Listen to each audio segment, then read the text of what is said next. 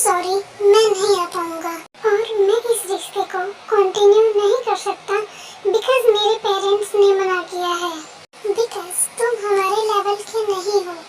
तुम मुझसे जितना दूर रहोगे उतना ही अच्छा होगा और मैं तुमसे दूर रहूंगा।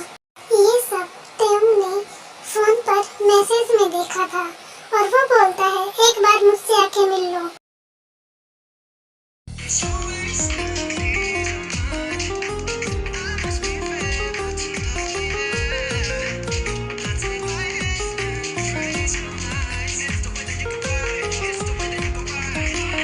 जंकुक ते का मैसेज देखता है और उसे रिप्लाई करता है।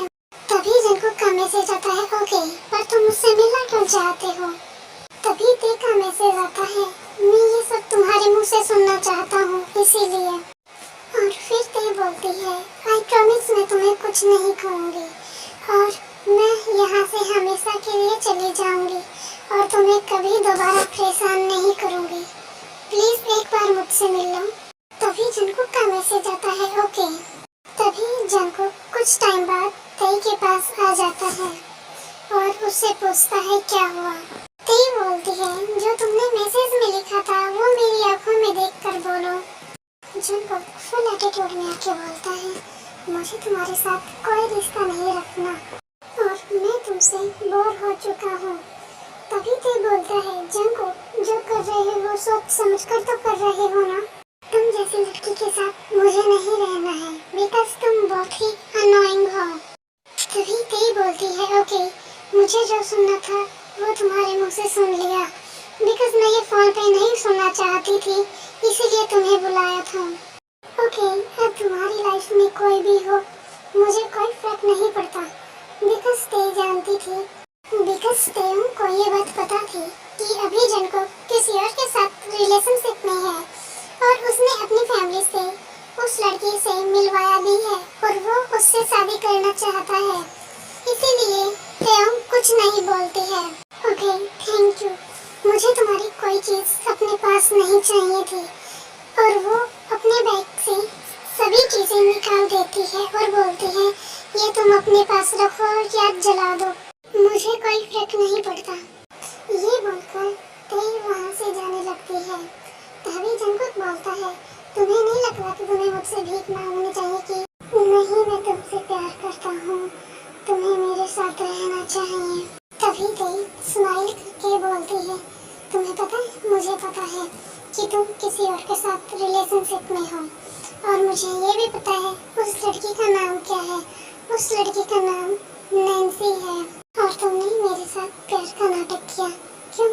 क्योंकि तुम्हें नैन्सी को सेटिस्फाई करना था। क्योंकि नैन्सी मुझसे गुस्सा थी, वो मुझे मेरी औकात दिखाना चाहती थी। तुम उसके बॉयफ्रेंड हो तो तुमने दिखाया मुझे और मैं बहुत अप्रिशिएट करती हूँ जॉन जंकुक। मैं तुम्हारी जिंदगी में आई थी और तुम मेरी जिंदगी में आए थे और तुमने मुझे इतना बड़ा धक्का दिया। ये जरूरी था कि मैं अपने लक्ष्य से भटक कैसे सकती हूँ, मैं अपनी औकात से बड़े सपने कैसे देख सकती हूँ और एक बार मैं खुद की औकात बना लूँ फिर बड़े सपने जरूर देखूंगी। फिर ते वहाँ से जाने लगती है। मिलो दूर होगा साया। जंकुक फ्रीज हो गया था लेकिन उसे समझ नहीं आ रहा था कि ते ने अभी अभी उसे क्या कहा।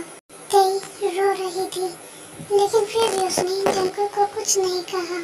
तभी वहाँ जिमिन भाग कर आता है और बोलता है आई एम सॉरी ते, मुझे नहीं पता था मेरा भाई ये सब करेगा। ते बोलता है झूठ मत बोलो जिमिन, मुझे पता है तुम्हें सब पता है, मेरी बात समझने की कोशिश करो ते, मुझे सच में नहीं पता था मेरा भाई ऐसा कुछ करेगा। मुझे लगा था तो मेरा भाई आयु से दूर होगा तो वो तुमसे सच में प्यार करेगा।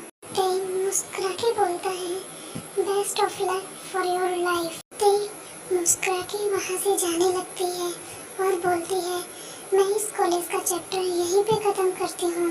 आर्मीज ते रो रही थी लेकिन वो छोटी सी स्माइल करके जाती है वहाँ से।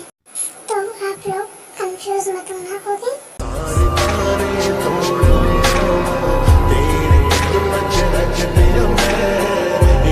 तेरे